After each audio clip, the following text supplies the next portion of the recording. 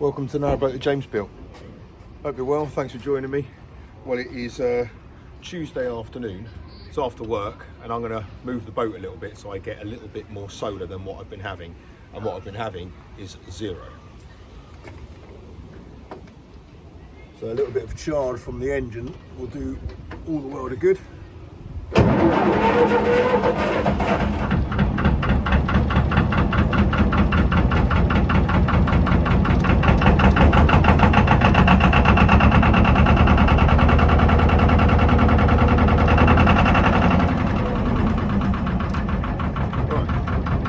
Charge. I'll take my mooring pins out and that stuff, and the dog pin. Okay, we're off. Not going to go too far, just going to go through maybe 3 locks to the other end of Berkhamsted. The moorings here, as I said before, are pretty useless. So all of this stuff here, you can't get any solar. Then the next bit is by the industrial estate. The bit after that is too shallow, so you end up sitting on the canal floor. So basically you've got to go a little bit further than that. So that's where I'm going. This boat coming up here on my port side is belongs to a friend of mine. He bought it up in North Kilworth Marina, and it's well, I think it's been vlogged about this boat. It's utterly stunning inside. It's all done in an Art Deco style inside, with all the cabinetry is curved timber and stuff. It looks a little bit different to mine. But yeah, having the tour of there, I was on it the other night, it's beautiful inside. And the rail, the handrail at the top is honestly a thing of beauty.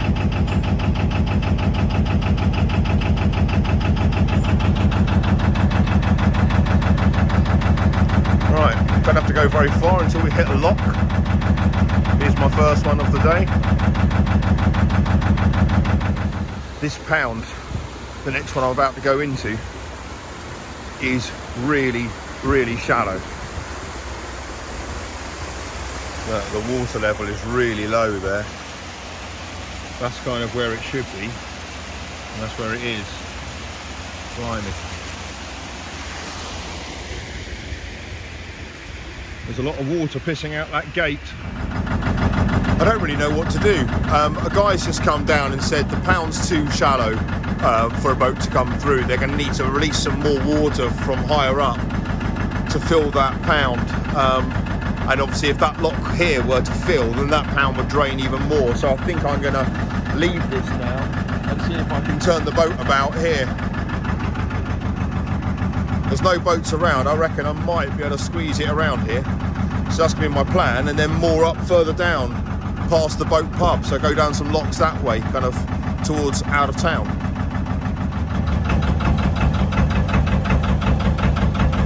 So basically I've got the tiller hard over.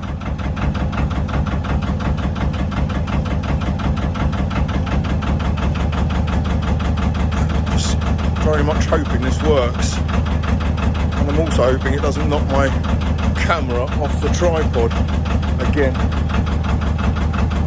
My bumpers are working a treat.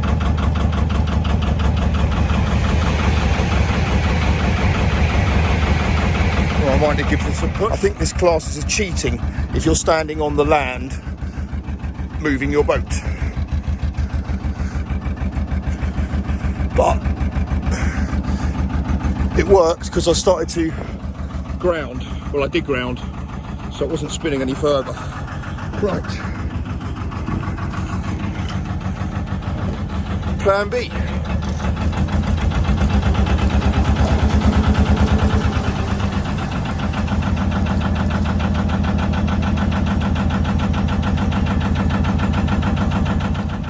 Just taking this lock nice and slowly, because last time I came up through it, I know I'm going the different way now, but anyway, I'm just taking it slowly. There's no one around, so got all the time in the world.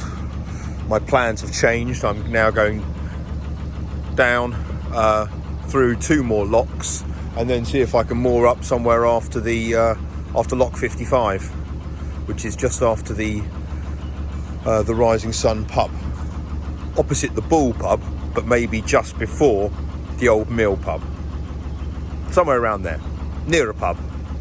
Well, I'm pulling the boat through this time, which makes it easier to close the gate. Well, maybe not on all locks, but on this one it seems to be all right. My centre line's big enough. Got some steps down, so kind of make sure it's kind of in the right direction-ish.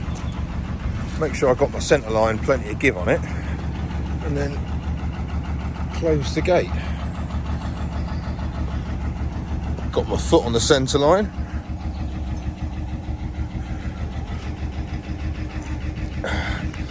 Oh, there's quite a lot working against me here though, in fairness. Right, there we go. Gate's locked, closed even. Still got the boat. Pick up the windlass.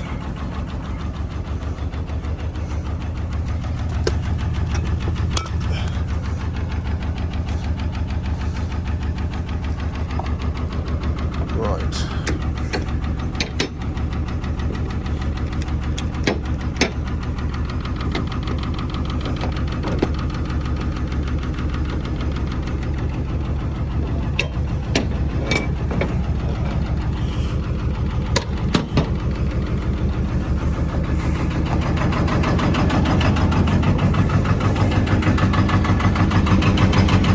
The old pole, get me straight.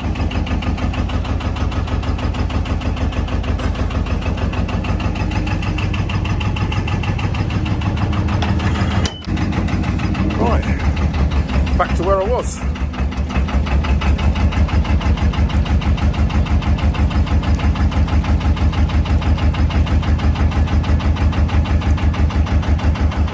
Quite like the idea of this space, which means reversing.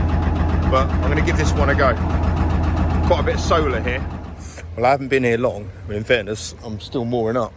And I've already trodden goose shit onto the, Canada geese droppings. Right there. Anyway, so I'm on nappy pins on this one here.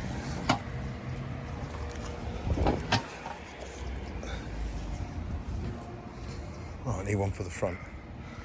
Well, I might as well sit down here and take a dump because everyone else has. Dogs, there's geese. But there is solar on my roof. Not much. Some. Not on that panel though. Better do something about that.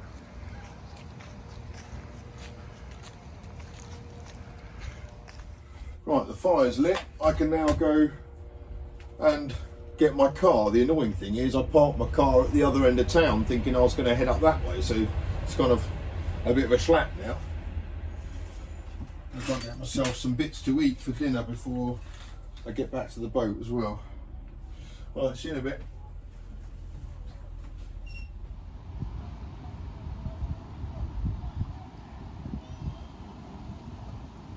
Oh, he's cute.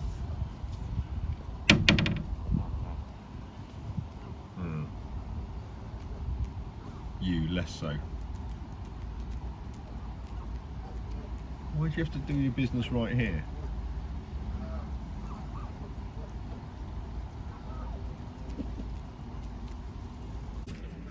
Well, he joined me in the galley. After all of that cruising, I'm absolutely ravenous. I thought I'd show you my new pans. So these are really good for narrowboats. Hang on, train. These are really good for narrowboats because they kind of stack like that. 3 of those kind of saucepan type ones, and then 2 small frying pans. So I'm going to use the large frying pan, and it comes with 2 detachable handles. Just put the handle on. There we go. I've got a frying pan. So for tonight, I am having a curry that I made yesterday for the girls, and going in with some rice. Obviously, I can't boil. Well, I can boil rice in the boat. But it takes a while to boil, and then, you know, kind of all the condensation and stuff in the boat. And these days you can buy a packet of rice already made.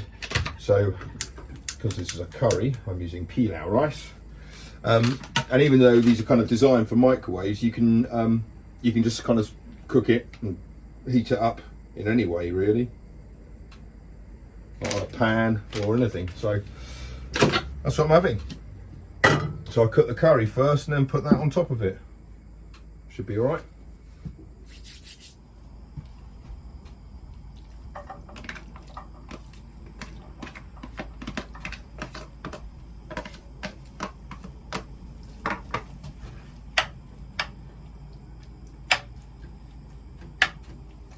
It's got chicken, chickpeas, peppers, onion, and a whole load of different spices in it.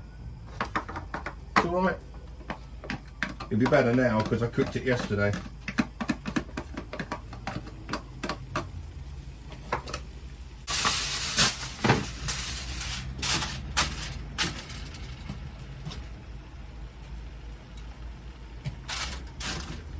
Kind of leave that for a couple of minutes, that should be done.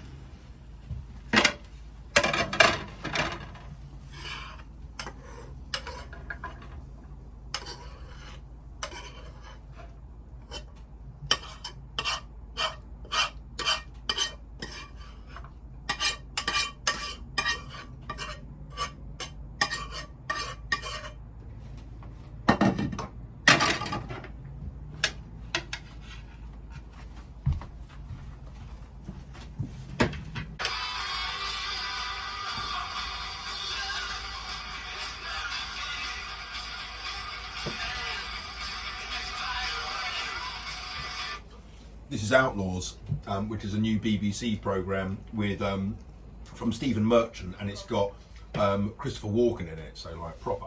But this is great. I'm just using hotspot from my phone, which is there, and it's great.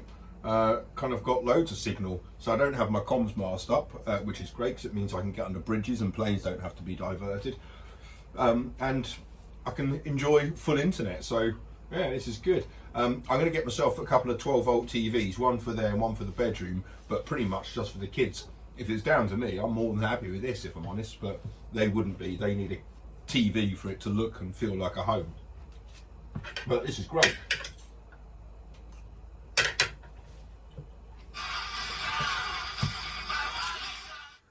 Bit of a frustrating day, to be honest. Didn't go very far and kind of went in the wrong direction. So all in all, not great in terms of cruising. I couldn't go any further than the pound. I've been up there to have a look at it since when I went up to get my car. It looked really, really low. And obviously I'd have had to have drained the pound to fill the lock. And if there were people higher up trying to fill it, then I thought, well, there's no point me taking another lock's worth of water out of it. So I turned around, obviously, came back here, and then this mooring spot was available. It's got quite a bit of solar here, actually, so it's kind of, this is okay, apart from all the defecation of wildlife on the towpath.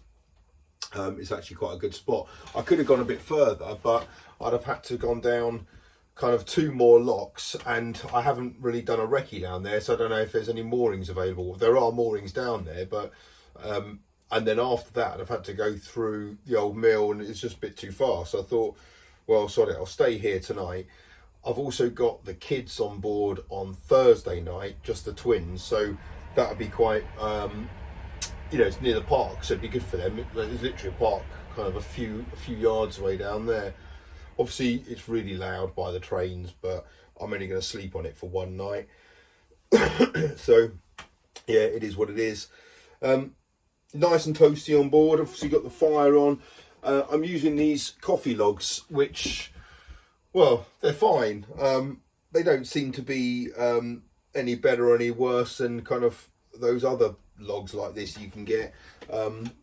But they, you know, they kind of burn for about 20 minutes and then start to fall apart a bit. And unless you've got the fire hot, it starts to smoke a bit. So, but it kind of burns quite nicely. Other than that, you just got to have it quite hot. So I'm kind of going through maybe 2 of them an hour, but yes, keeping it at a steady 200 degrees in here. Well, not in here, but there. So yeah, it's good. The other thing I've had put on the boat, well, I haven't really put it on yet, is this. It's a tiller extension. This is obviously for, well, not obviously, this is for an outboard. So you put it on the tiller and then you can, it's telescopic, so you know, if you're sitting halfway up a rib, you can do the tiller like that. It does fit onto this one. It doesn't, you know, look very narrowboaty, obviously, but it does mean that I don't have to have that length out, which is kind of the same length as the pole. I can reduce it a bit, which is, you know, useful at times, and certainly in fairness when I was winding earlier, that would have been useful for that. But I'm still going to look at getting one with an elbow in it, because that is just so much more manoeuvrable than anything else I've seen. But I'm going to give that a go when I next put it on, which will probably be, I might move the boat on Friday. That might be the plan. So yeah, I think I've got the twins on Friday, so yeah, I might move it a bit with them.